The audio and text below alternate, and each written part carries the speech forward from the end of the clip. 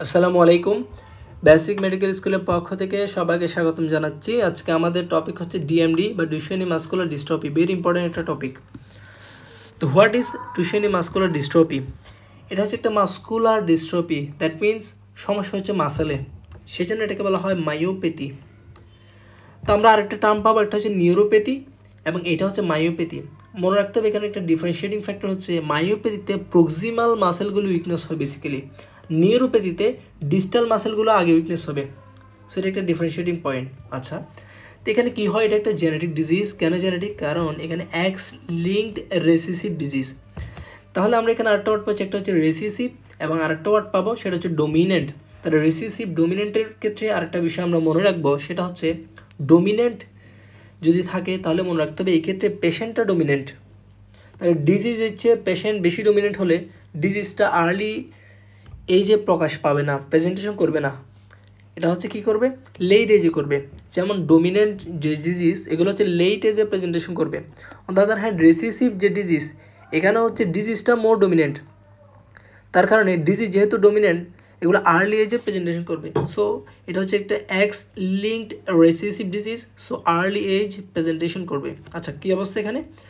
বয় মানে ছেলেদেরকে এটা কী হবে, সাফারার। কেন সাফারার? কারণ এখানে যেহেতু এটা এক্স লিঙ্ক, ছেলেদের হচ্ছে একটাই এক্স ক্রোমোজোম। সো এই এক্স ক্রোমোজোম একটা যদি সমস্যা হয় তাহলে তারা সাফারার হবে, যেমন এখানে আমরা দেখিয়েছি এক্স ডি।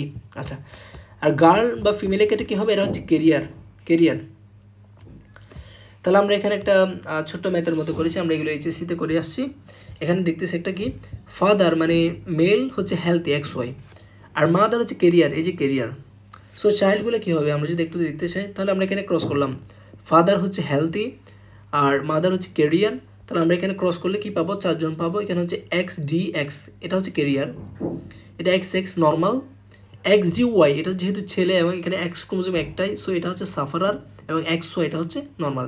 তাহলে আমরা যদি এখানে একটু ক্যালকুলেশন করি, এফেক্টেড কয়জন এখানে 4 জনের মধ্যে এফেক্টেড হচ্ছে এই যে 2 জন এফেক্টেড। তাহলে 4 জনের মধ্যে এফেক্টেড 2 জন, 50%, দ্যাট মিনস 50%। আবার 50%-এর মধ্যে আমরা যদি এখানে একটু দেখতে চাই, এক্স ডিএক্স এটা হচ্ছে কেরিয়ার, আবার এক্স ডি ওয়াই এটা হচ্ছে কি, সাফারার। সো 50%-এর মধ্যে আমরা যদি করি 2 জনের মধ্যে 1 জন হচ্ছে সাফারার, তাহলে 1/2, দ্যাট মিনস 50% অফ দ্য বয়স হচ্ছে কি, সাফারার। আবার কেরিয়ারের মধ্যে এই যে আমরা যদি এখানে দেখি, এখানে একটা ফিমেল, এখানে একটা ফিমেল, 2 জন ফিমেলের মধ্যে 1 জন হচ্ছে career. So 1/2, 50% of the girls হচ্ছে কেরিয়ার। আচ্ছা, তাহলে এখানে নর্মাল কয়জন আছে, যেহেতু এফেক্টেড 50%, তাহলে নর্মাল 50% হবে। আচ্ছা, সাফারার কয়জন আছে? আমরা কিন্তু এর আগে এখানে যে সাফারারটা চিন্তা করেছি, এটা হচ্ছে জাস্ট 2 জনের ক্ষেত্রে চিন্তা করেছি। এখন আমরা যদি ওভারঅল সাফারার চিন্তা করি, এখানে 4 জন, 4 জনের মধ্যে সাফারার হচ্ছে 1 জন, তাহলে সাফারার হচ্ছে 1 জন, 1/4, দ্যাট মিনস 25% হচ্ছে সাফারার। আর কেরিয়ার কয়জন? কেরিয়ার হচ্ছে 1 জন, সো কেরিয়ার হচ্ছে 1/4, দ্যাট মিনস 25%। তাহলে আমরা এভাবে কিন্তু ম্যাথ আসতে পারে।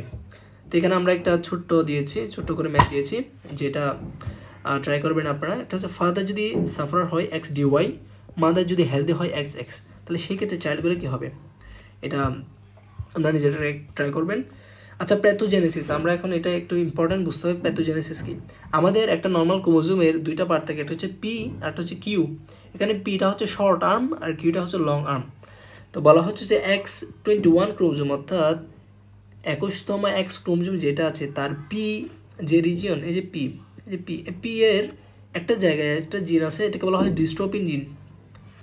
তো বলা হয় থাকে যে ডিস্ট্রোপিন জিন হচ্ছে বডির লার্জেস্ট প্রোটিন এনকোডিং জিন। এটা একটা important MCQ. Largest protein encoding জিন হচ্ছে ডিস্ট্রোপিন জিন। নর্মালি কী হয়, ডিস্ট্রোপিন জিন থেকে ডিস্ট্রোপিন প্রোটিন তৈরি হয়। এই ডিস্ট্রোপিন প্রোটিন হচ্ছে একটা মাসেল সাইটোস্কেলিটন, নর্মাল সাইটোস্কেলিটন। কী করে এটা, কী কাজ কি? এটা হচ্ছে connect muscle membrane to the actin. তাহলে আমরা যদি এখানে দেখি, এই যে এখানে এটা হচ্ছে আমাদের ডিস্ট্রোপিন, এটা কী করতেছে, এটা হচ্ছে মাসেল মেমব্রেন, এই যেটা হচ্ছে মাসেল মেমব্রেন, এটার সাথে অ্যাক্টিনকে কানেক্ট করলো। সো ডিস্ট্রোপিন নর্মালি কী করে, connect muscle membrane to actin, that means muscle মেমব্রেনের যে ইন্টিগ্রিটি এটা মেনটেন করে। এখন যদি ডিস্ট্রোপিন জিনটা মিউটেশন হয়, তো মিউটেশন কোন ধরনের মিউটেশন? 2 ধরনের হতে পারে, একটা হচ্ছে ফ্রেমশিপ মিউটেশন আর একটা হচ্ছে নন ফ্রেমশিপ মিউটেশন। ফ্রেমশিপ যে মিউটেশন, এটা বেশি খারাপ। কেন খারাপ? কারণ হচ্ছে এখানে যদি মিউটেশন হয় তাহলে ডিস্ট্রোফিন জিন পুরোপুরি অ্যাবসেন্স বা ট্রাঙ্কেটেড মানে হচ্ছে অ্যাবসেন্ট, সো ডিস্ট্রোফিন জিন পুরোপুরি অ্যাবসেন্স হয়ে যাবে, এটাকে বলা হয় ডুশেনি মাস্কুলার ডিস্ট্রফি। আর ডুশেনি মাস্কুলার ডিস্ট্রফি হলে প্রোগ্রেসিভ মায়োফাইবার ড্যামেজ হবে অ্যান্ড এখানে মায়োনেক্রোসিস হবে।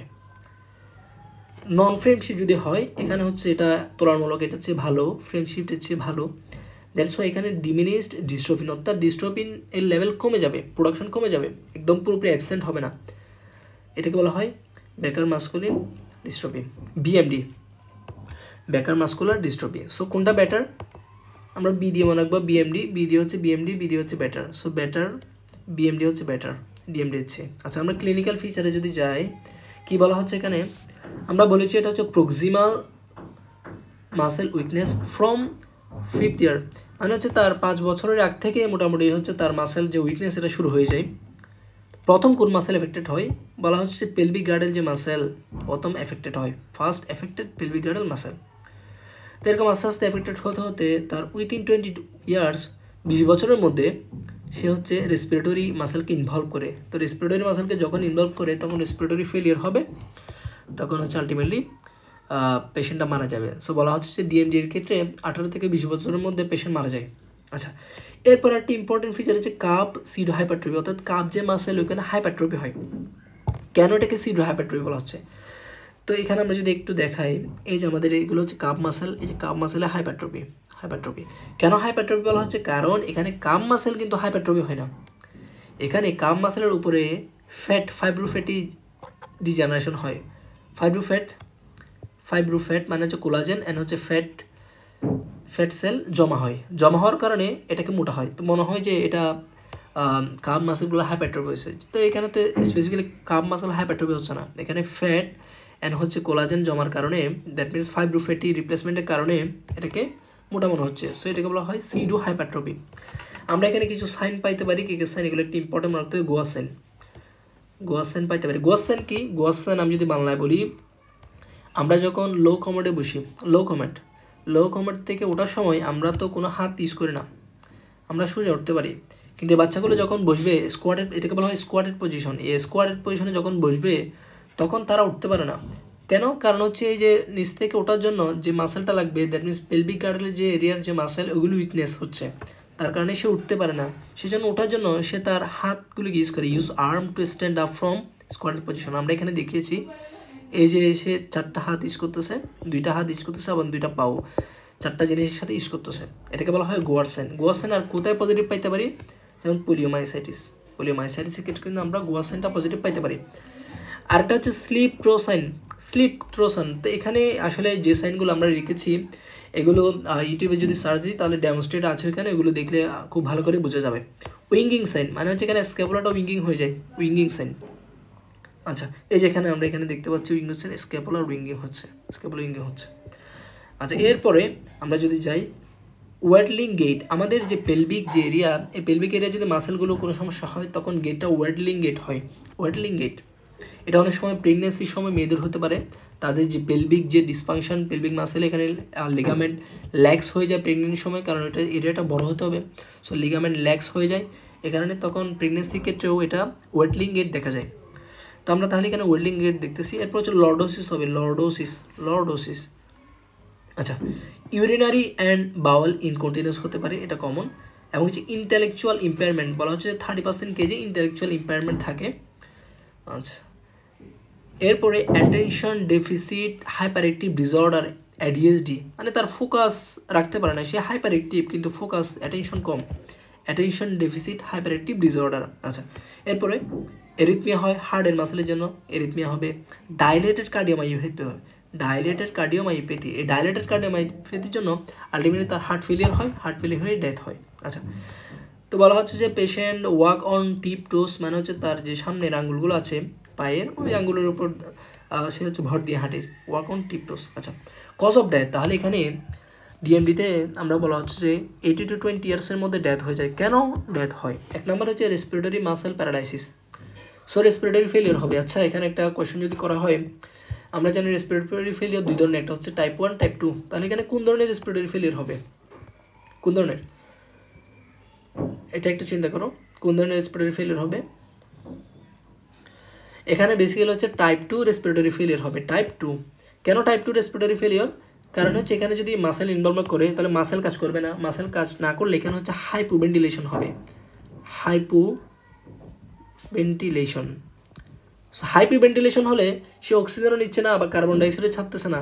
সো কার্বন ডাইঅক্সাইড বাড়বে, আবার অক্সিজেন কমবে, that means hypoxia and hypercapnia একসাথে থাকবে, সেই জন্য বলা হয় টাইপ 2 রেসপিরেটরি ফেলিয়ার। আচ্ছা, এর পরবর্তীতে যদি যাই আমরা, weak protective reflex, that means the respiratory muscle, এই মাসেলগুলো হচ্ছে উইক হওয়ার কারণে আমাদের যে আমরা যে কাফ রিফ্লেক্স যেটা আছে, আমরা কাফ কি, কাফ একটা হচ্ছে প্রোটেক্টিভ রিফ্লেক্স, আমাদের কোনো জিনিস যদি এখানে জমা হয় মেকাস এগুলো ধরে আলটিমেটলি হচ্ছে আমাদের হচ্ছে কাপের মাধ্যমে বাইরে বের করে দিয়ে। এখন তাহলে তার যদি রেসপিরেটরি মাসেলগুলো প্যারালাইজ হওয়ার কারণে, উইক হওয়ার কারণে তার যে প্রোটেক্টিভ কাপ রিফ্লেক্স এটা উইক হয়ে যাবে, সে ফোর্সফুলি কাপ করতে পারবে না। তখন হচ্ছে মিকাস বা বিনোজনী সেখানে স্ট্যাসিস হবে, যেখানেই মিকাস স্ট্যাসিস হবে সেখানে কী হবে, ইনফেকশন হবে। আলটিমেটলি এগুলো হচ্ছে অ্যাসপিরেশন হতে পারে, অ্যাসপিরেশন নিউমোনিয়া হতে পারে, আলটিমেটলি ডেথ হতে পারে।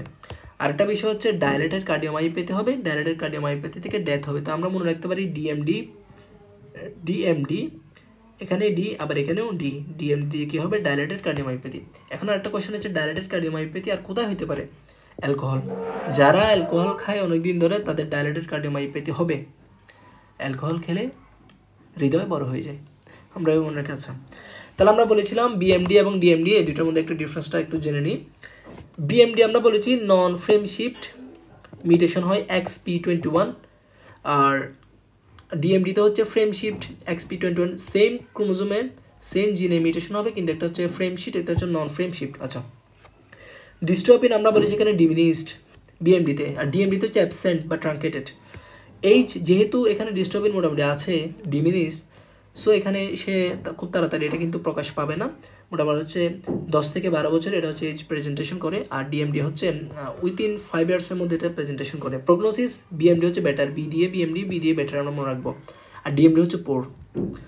যাই হোক, আমরা ইনভেস্টিগেশনে যাচ্ছি। ইনভেস্টিগেশন যেহেতু এখানে মাসেল রিলেটেড ব্যাপার, সো আমরা জানি মাসেলের সাথে যে এনজাইমটা জড়িত তাকে বলা হয় ক্রিয়েটিন কাইনেস। সো সেরাম ক্রিয়েটিন কাইনেস বেড়ে যাবে, বলা হচ্ছে প্রায় 50 to 100 টাইমস বেড়ে যাবে, অনেক বেশি হয়ে যাবে। তারপর হচ্ছে মাসেলের সাথে আমরা জানি অ্যালডোলেসও বাড়ে, মাসেলের কোনো সমস্যা হলে অ্যালডোলেসও বাড়বে। জেনেটিক টেস্টিং, এটা হচ্ছে কনফার্মেটরি টেস্ট, আমরা জেনেটিক টেস্টিং করে কনফার্মেটরি করতে পারি, এটা ডিএনএ অ্যানালাইসিস করবো আমরা। XP21 এই মিউটেশনটা যদি পাই, অর্থাৎ X ক্রোমোজোম 21 নং X ক্রোমোজোমে যদি আমরা পিআরমে এই মিউটেশনটা পাই, তখন আমরা ধরে নিব এখানে হচ্ছে ডিএমডি বা বিএমডি এগুলো আছে। আচ্ছা, মাসেল বায়োপসি করবো আমরা, মাসেল বায়োপসি করলে কী পেতে পারি, এটা হচ্ছে মায়োফাইবার ড্যামেজ হবে, আর এখানে তো আমরা বলছি মায়োনেক্রোসিস হবে। আর ডিস্ট্রোপিন অ্যাবসেন্ট পেলে আমরা বুঝবো যে ডিএমডি, আর যদি ডিস্ট্রোপিন কম পাই, লেস পাই, তাহলে হচ্ছে বিএমডি। আচ্ছা, ইএমজি ইলেকট্রোমায়োগ্রাফি এটা করতে পারে, এটা হচ্ছে distinguish between myopathy and neuropathy. যে আমরা বলেছি মায়োপ্যাথি অ্যান্ড নিউরোপ্যাথি দুটো কন্ডিশনে এই মাসেল উইকনেস হতে পারে, সেটা ডিফারেন্সিয়েট করার জন্য আমরা ইএমজি করব। ডিএমডি এর মতো আর কিছু ডিস্ট্রপি আছে, আমরা যদি এগুলো একটু বলি, জাস্ট হালকা আলোচনা হবে এখানে। এটা হচ্ছে ফেসিও স্ক্যাপুলো হিউমেরাল মাস্কুলার ডিস্ট্রপি, তাহলে এখানে বোঝা যাচ্ছে কি কি ইনভলভমেন্ট হবে। একটা আমরা হচ্ছে ফেস ইনভলভ হবে, স্ক্যাপুলা ইনভলভ হবে, অ্যান্ড হিউমেরাস ইনভলভ হবে মেনলি। কিন্তু এটা হচ্ছে অটোজোমাল ডোমিনেন্ট ডিজিজ, সো এটা কিন্তু একদম উল্টে গেল। আমাদের যে ডিএমডি ছিল বা বিএমডি ছিল, এটা ছিল X-linked রেসিসিভ, আর FSHMD এটা হচ্ছে অটোজোমাল ডোমিনেন্ট। সো আমরা বলেছি যেগুলো ডোমিনেন্ট ডিজিজ এগুলোর প্রেজেন্টেশন একটা লেট এজে হবে, সো এটার প্রেজেন্টেশন অ্যাট 20 ইয়ার্স এজ, এটার আশেপাশে হয়। আচ্ছা, এখানে একটা ইম্পর্টেন্ট জিনিস দেখা যায়, এটা হচ্ছে প্যাসক্যাবাস মানে কি, আমাদের যে পা, এই পায়ে একটা নর্মাল আর্চ থাকে, এটা হচ্ছে পায়ের নর্মাল আর্চ। এই আর্চটা যখন অনেক বড় হয়ে যাবে, অনেক বেশি হয়ে যাবে, মানে হাই আর্চ, এটাকে বলা হয় প্যাসক্যাবাস, হাই আর্চ। এই হাই আর্চ বা প্যাসক্যাবাস আর কোথায় পাওয়া যায়, হাই আর্চ বা প্যাসক্যাবাস আর কোথায় পাওয়া যায়, এটা একটা এমসিকিউ ইম্পর্টেন্ট প্রশ্ন। এটা হচ্ছে চারকোট মেরি টুথ ডিজিজ, এটা কেটে কিন্তু হাই আর্চ বা প্যাসক্যাবাস পাওয়া যায়, তো এটা একটু মনে রাখতে হবে, চারকোট মেরি টুথ ডিজিজ। আচ্ছা, এখানে আরেকটা বলেছি আমরা, যেমন ওকুলোফেরিঞ্জিয়াল মাস্কুলার ডিস্ট্রপি, তাহলে এখানে নামের মধ্যে আছে কোথায় কোথায় আমাদের ইনভলভমেন্ট হচ্ছে ওকুলো, মানে হচ্ছে চোখে। সো উইকনেস অফ এক্সট্রাকুলার মাসেল, এই এক্সট্রাকুলার মাসেল উইকনেস হওয়ার কারণে টোসিস হবে পেশেন্টের। ফেরেঞ্জিয়াল মাসেল উইকনেস হওয়ার কারণে তার ডিসফেজিয়া হবে অ্যান্ড টাং অ্যাট্রোপি হবে। ম্যানেজমেন্ট আমরা কী করবো? ম্যানেজমেন্ট হচ্ছে ফিজিওথেরাপি দিতে হবে, স্টেরয়েড আর রেসপিরেটরি সাপোর্ট দিতে হবে এবং হচ্ছে কার্ডিয়াক কেয়ার করতে হবে। তো এগুলো হচ্ছে ম্যানেজমেন্ট। এখন হচ্ছে আমরা কিছু এসবিএস সলভ করবো এখানে। তো আশা করি এগুলো লেকচারের পরে খুব সবাই আশা করি এসবিএগুলো খুব সুন্দর করে আনসার করতে পারবেন। যেমন what is the primary cause of Duchenne muscular dystrophy বা ডিএমডি? সেখানে ব্যাকটেরিয়াল ইনফেকশন আমরা দেখি নাই, ভাইরাল ইনফেকশন দেখি নাই, অটোইমিউন রিয়াকশন দেখি নাই, এনভায়রনমেন্টাল ফ্যাক্টর দেখি নাই, আমরা এখানে মেনলি দেখেছি মিউটেশন ইন ডিস্ট্রফিন জিন। আচ্ছা, at the age do initial symptoms of DMD commonly appear? আমরা বলি যেটা 5 ইয়ার্স বা এর আগে চলে আসে, বিফোর 5 ইয়ার্স। এরপরে which of the following muscle are affected first in DMD? আমরা বলেছি পেলভিক গার্ডের যে মাসেল ওইগুলো হচ্ছে প্রথমে এফেক্টেড হবে। সো এখানে আনসার হবে hip, pelvic area, thigh, curve.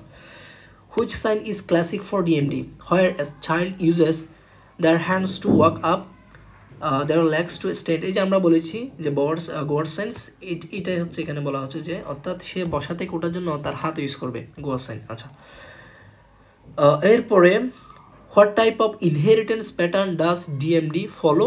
এটা আমরা বলেছি এক্স লিঙ্কড রেসিসিভ। যেমন অটোজোমাল ডমিনেন্ট হচ্ছে কোনটা? যে আমরা FSH MD যেটা আমরা বলেছি ফেসিওস্ক্যাপুলো হিমেরাল মাস্কুলার ডিস্ট্রফি, এটা হচ্ছে অটোজোমাল ডমিনেন্ট। আর এক্স লিঙ্কড রেসিসিভ হচ্ছে আমাদের আজকের ডিএমডি। আচ্ছা, what diagnostic method is often use to confirm? তাহলে কনফার্মেটরি মেথড কোনটা? আমরা বলেছি জেনেটিক টেস্টিং, এটা আমরা বলেছি। এরপরে what is the function of dystrophin protein affected in DMD? অর্থাৎ ডিস্ট্রোপিন যে প্রোটিন এটা নর্মাল ফাংশন কি? এটা আমরা বলেছি যে ডিস্ট্রোপিন প্রোটিন হচ্ছে মাসেলের যে মেমব্রেনের সাথে অ্যাক্টিনের কানেকশন করে আলটিমেটলি যে মাসেলের যে মেমব্রেন এটা ইন্টিগ্রিটি মেনটেন করে। So muscle membrane integrity maintain করা। তো এটা খুবই ইম্পর্ট্যান্ট ডিএমডি। আশা করি সবাই বেসিক জিনিসগুলো বুঝতে পেরেছেন। তো সবাইকে ধন্যবাদ।